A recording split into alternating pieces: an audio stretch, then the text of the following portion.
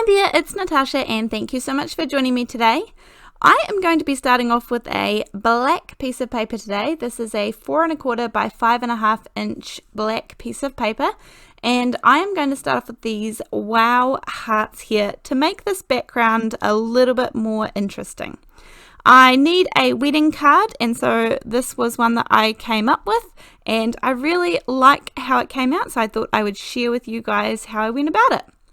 I am just starting off by using my anti-static pouch to just run a little bit of that powder over the background so that it doesn't get any of the embossing powder clinging to patches that I don't want it to cling to.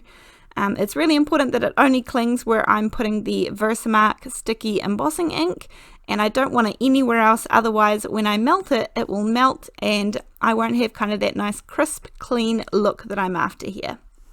So I'm just using, as I said, the VersaMark, and I think there's 4 heart stamps that I'm using, 2 solids, 2 outlines, and actually there's the one with the kind of lines running through it. So I'm using 5 different hearts, and I started roughly in the middle so that I didn't get myself in a pickle, and worked my way out towards the edges, making sure that they all come off the edges as well.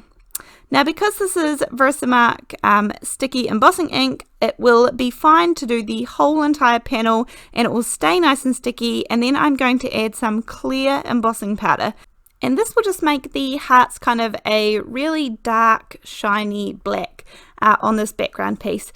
As I said, it is just a background piece, so it is going to fade into the background a little bit, but it's always good to have a little bit of interest going on as well. So I'm using my heat gun to melt all of that embossing powder, and this is sped up a little bit, but it still looks pretty cool when it's all melted. And as I said, it's all of that white look has gone from the powder and it's all turned into a shiny black color.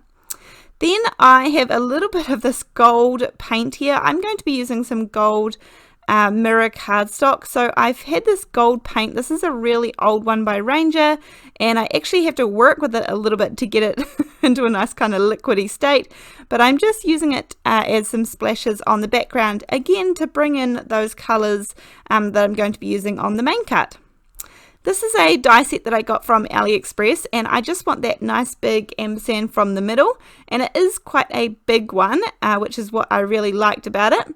Then I have one alphabet die set here, and I have die cut out one set of words in some nice white cardstock, and then I have a second different font here. I really wanted to make sure that I had 2 very different fonts. And out of this font, I have cut out the last 2 words that I will need as well. Again, all just in white cardstock.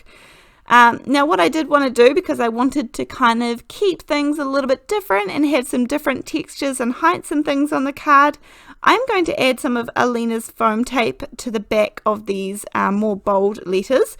And as you can see, it's super simple to cut even the skinny foam tape, which I think is 5 millimeters. It's really easy to cut in half and make really skinny foam tape. So I really do love this foam tape for that, and it makes life so much easier, as well as a good pair of non-stick scissors does make life a lot easier for that.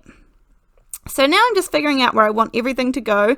I want this nice big ampersand to kind of have an inlaid look with the gold one in the middle, so I'm going to die cut it out of my background piece there. And I do need to keep those 2 little inner parts of the ampersand, so I'm just going to pop them over to the side. As I said, I started off with a 4 1/4 by 5.5 inch piece of black cardstock, so I'm cutting it down a little bit, and then I want these 3 pieces here to layer up nicely to create little borders for each other. So I'm just going to start by putting everything together. This card is a super simple and basic design. You could obviously change up the colors to whatever suits you guys. I just really wanted a black, white and gold wedding card for this one that goes with the colors of the wedding that of the people it will be going to.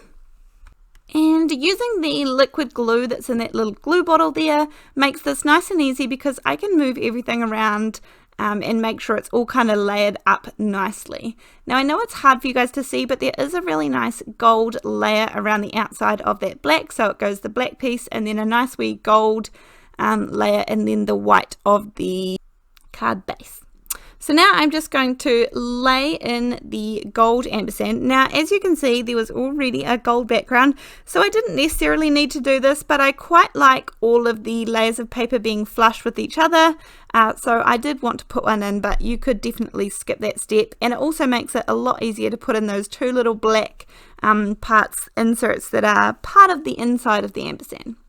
So as I mentioned, this card is a pretty quick, simple and straightforward card to put together. It didn't take me very long at all.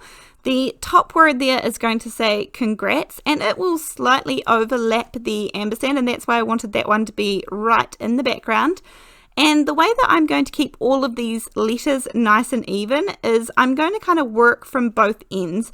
I had them all on the card there to begin with, so I know that they roughly fit in, but because I want to get the most even spacing that I can get, I'm going to go back and forward, working from each end to make sure that I get them pretty even. And again, I'm just using the little bit of liquid glue that is the Ranger Multi-Medium in the matte finish, and I just buy the glue bottles from AliExpress, and they're nice and easy to squeeze. They're not hard like the little fine needle tip bottles that I've used in the past. So I really do enjoy these glue bottles, and I will have everything linked down in the description box below.